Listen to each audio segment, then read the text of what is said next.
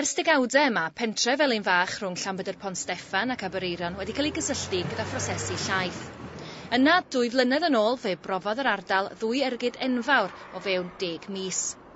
Yn gyntaf, ceiwyd Ffatri gaws deri gold, ac yna i ddilyn Ffatri gaws Dyffryn Aeron.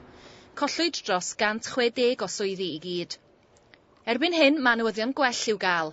Cyhoeddwyd fod cyn safle Ffatri gaws Dyffryn Aeron wedi cael ei werthu i gwmni lleol, newyddion sydd wedi codi calon gweithgor Dyffryn Aeron. Pob math o bobl yn gweithio yn yr ardal, o ran pobl datuluodd ac yn y blaen, a pobl hŷn hefyd.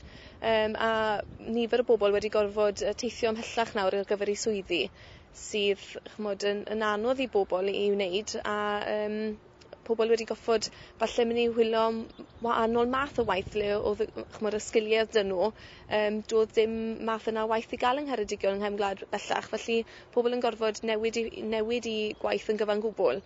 Felly oedd e'n anodd i'r ardal, mae rai gweud. Wel, hyn sydd wedi cael ei gyhoeddi wythnos yma yw fod cwmni lleol, cwmni loriau lleol, Don Jenkins a'i fab, maen nhw wedi prynu'r safle, ac mae hynny mewn gwirionedd yn cydredeg gyda'r cynlluniau o'n i'n datblygu, lle o'n i gyda help arian y cynulliad a arian Ewrop, yn dod lan â syniadau o bethau allai ddigwydd ar y safle yma, ac maen nhw wedi rhoi boost eithriadol i'r broses yna.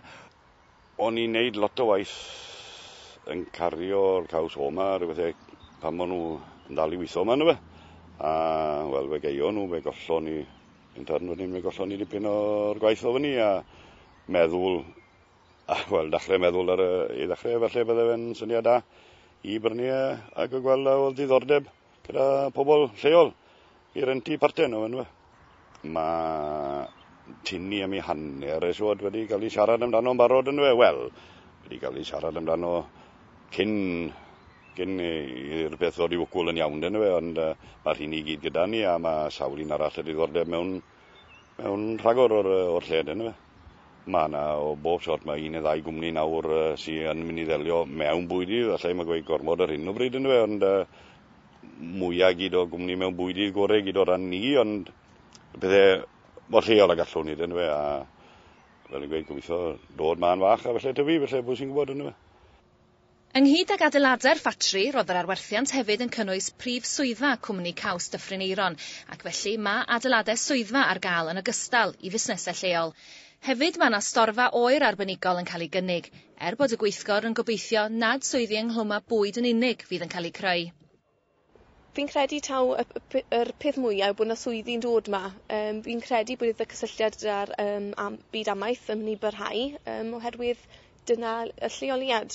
Ond dwi yn ymwybodol yn credu bydd yna swyddi o tu fas y sector amaeth yn dod hefyd, fel bod ni'n gallu cefnogi pob mathau o swyddi a busnesau yng nghefn gwlad Ceredigion. I ddechrau off, o ddim diferyn o lath i fod i ddod i lawr y rhyw o gwbl yn fe. Dim mewn i'r safle o gwbl, a fe rhoio nhw'n bach gan bwyll. Fel yn gweud, ath hi'n dim prosesu, dim un sort o lath. Mae wedyn, ath hi'n ddim prosesu, dim neud, dim un sort o gaws, a uniad ddeall, wel, mae wedi dod lawr nawr, dim neud dim un sort o cheddar, yn fe.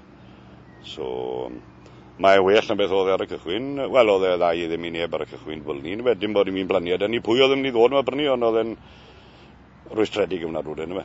So, mae fe yn well na godde, oedd ni wedi licio gael yn well wedyn, ond na'r gorau dothel yn fe. Mae Cynolfan Horeb, dim ond lawr yr hewl, dim ond 20 munud lawr yr hewl, ac mae'r uned yn y fan honno'n rhoi cyfle i bobl i arbrofi gyda syniadau.